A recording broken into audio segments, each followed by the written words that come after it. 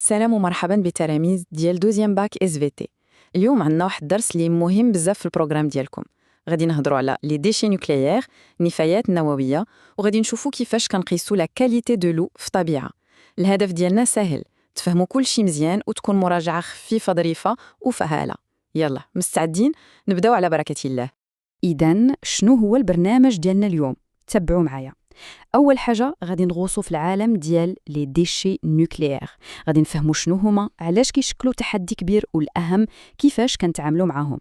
من بعد غادي نحولوا لواحد الموضوع آخر مهم بزاف، وهو كيفاش كنقيموا جودة المياه، يعني لا كاليتي دو لو. وفي الأخير أكيد غادي نجمعوا هاد الشيء كامل في واحد الخلاصة مركزة باش كل معلومة تشد بلاصتها في الدماغ. يلا بينا. يلا ندخلوا في المعقول مباشرة. نبداو بالجزء الأول، التحدي اللي كيمثلوه لنا النفايات النووية. ولكن قبل ما ندخلوا في التفاصيل خاصنا نسولوا واحد السؤال أساسي. فاش كنقولوا ديشي نوكليير، على شنو كنهضروا بالضبط؟ شنو هما هاد النفايات؟ شوفوا، أساس هاد القصة كاملة هو واحد المفهوم سميتو لا راديو أكتيفيتي. باش نبسطوها، تخيلوا معايا النواة ديال شي ذره بحال شي محرك ديال طوموبيل خدام باقصى سرعه وعنده طاقه زايده. باش يرجع للحاله العاديه ديالو ويتهدن، خاصو يتخلص من ديك الطاقه الزايده. هاد العمليه هي بالضبط لا راديو اكتيفيتي. النواه كتفتت بشكل تلقائي باش تولي مستقره، وهذا الشيء كيخليها تطلق واحد الطاقه على شكل اشعاعات لي غيونمون الفا بيتا اي غاما. مزيان، دابا منين كيجيو هاد لي ديشي نوكليير؟ هاد الشيما اللي قدامكم كيشرح لنا القصة كاملة بحال شي فيلم. كلشي كيبدا من استخراج معدن اليورانيوم من الأرض، من بعد كيدوز من بزاف ديال المراحل باش يولي وقود نووي صالح للاستعمال في المفاعلات باش ننتجو الطاقة. إوا داك الوقود اللي تستعمل، داكشي اللي شاط منه، زائد كاع الأدوات والمواد اللي تلوثت بالإشعاعات في هاد المراحل كلها، هادشي كامل هو اللي كيعطينا ما يسمى بالنفايات المشعة. ولكن ردوا البال، راه ماشي كاع هاد النفايات فحال كاين وكاين. العلماء كيصنفوهم على حسب جوج ديال المعايير مهمه بزاف. الاول هو نيفو داكتيفيتي، يعني شحال ديال الاشعاعات كيطلقوا، والثاني هو شحال كيبقاو مشعين، يعني مده الحياه ديالهم. وهاد جوج حوايج هما اللي كيحددوا درجه الخطوره ديالهم. مثلا كاينين النفايات اللي عندهم نشاط ضعيف جدا، بحال شي ادوات طبيه او اللي قات لوثات شويه.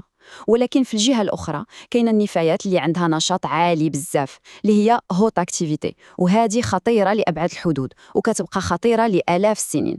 مزيان، دابا فهمنا شنو هما هاد النفايات ومنين كيجيو. ولكن السؤال اللي كيطرح راسو بقوة هو علاش بالضبط هما خطر لهاد الدرجة؟ في هذا الجزء الثاني غادي نركزوا على المخاطر الحقيقية ديالهم، سواء على صحتنا كبشر أو على البيئة اللي عايشين فيها كاملين. الخطر الكبير ديال لا راديو اكتيفيتي هو أنها عدو خفي، ما كنشوفوهاش بالعين المجردة، ولكنها كتقدر تنتشر وتسافر لمسافات بعيدة.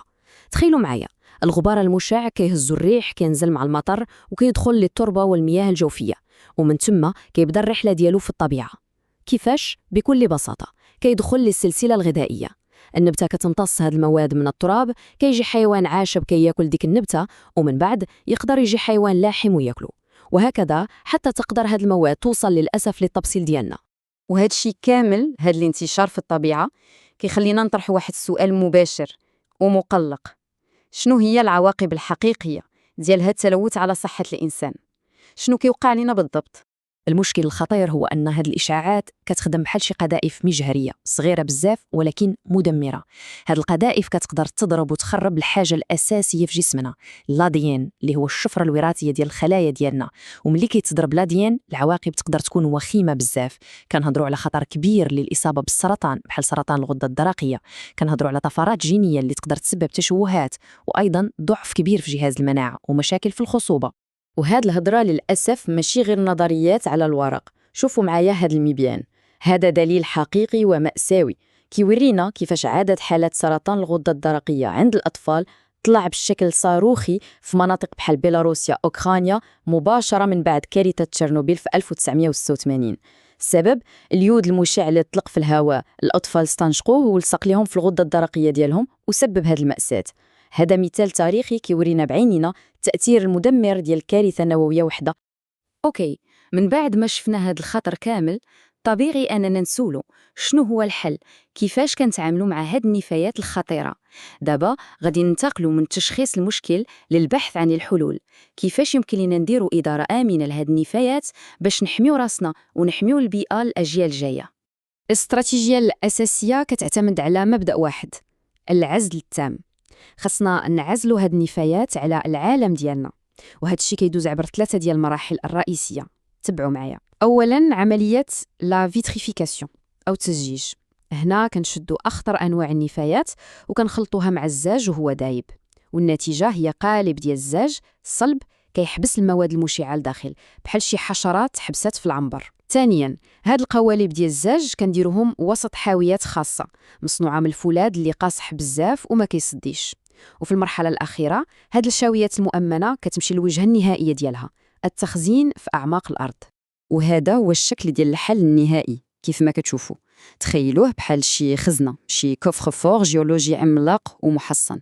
الحاويات كيهبطوها العمق كيوصل حتى ل 500 متر تحت سطح الأرض، ماشي في أي بلاصة ولكن في أنفاق محفورة بعناية وسط طبقات صخرية معروفة بالاستقرار ديالها لملايين السنين، بحال الطين الكثيف أو صخور الغرانيت.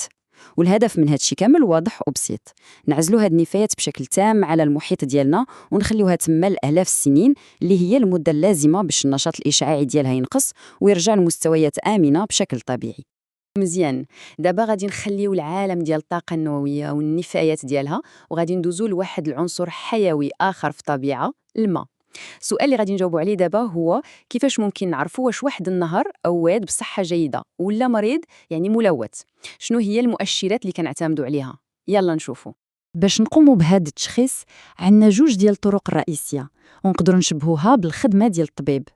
الطريقة الأولى هي لي كريتير فيزيكو-شيميك، وهذه بحال كنديروا الواد تحليلة ديال الدم. كناخدوا عينة من الماء وكنحللوها في المختبر باش نقيسوا بالضبط المكونات الكيميائية ديالها، نسبة الأكسجين، الحمضية أو الPH، كمية النيترات إلى آخره. الطريقة الثانية هي لي كريتير بيولوجيك. هنا بحال كنفحصوا المريض مباشرة، كنمشيو نشوفوا شكون عايش في داك الواد. الكائنات الحية اللي كنلقاو أو اللي ما نلقاوش كتعطينا فكرة دقيقة جدا على الحالة الصحية ديالو.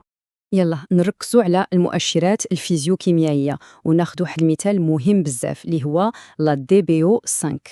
شنو هي هاد DBO5؟ باش نبسطوها تخيلوها بحال كمية الأكسجين اللي كتستهلكها البكتيريا في الماء باش تحلل المواد العضوية. يعني إلا كان الماء عامر بالملوثات العضوية، البكتيريا كتكون عندها شهية مفتوحة، كتخدم بزاف وكتستهلك الأكسجين بكميات كبيرة. إذا القاعدة سهلة: كلما كانت القيمة ديال DBO5 طالعة، كلما كان هذا كيعني أن درجة التلوث في الماء كبيرة. دابا ندوزو للطريقة البيولوجية اللي كتعتمد على ما يسمى بالمؤشرات الحيوية أو البيو انديكاتور. الفكرة هنا ذكية وبسيطة. كل وسط مائي عنده السكان ديالو من الكائنات الحية الدقيقة. فاش كيكون الماء نقي وبصحة جيدة كنلقاو تنوع بيولوجي كبير، وكنلقاو أنواع اللي هي حساسة بزاف لأي تغيير. ولكن فاش كيبدا التلوث، هاد الأنواع الحساسة هي أول من يختفي، وما كيبقاوش عايشين في داك الوسط غير الأنواع اللي قادرة تصبر وتقاوم التلوث.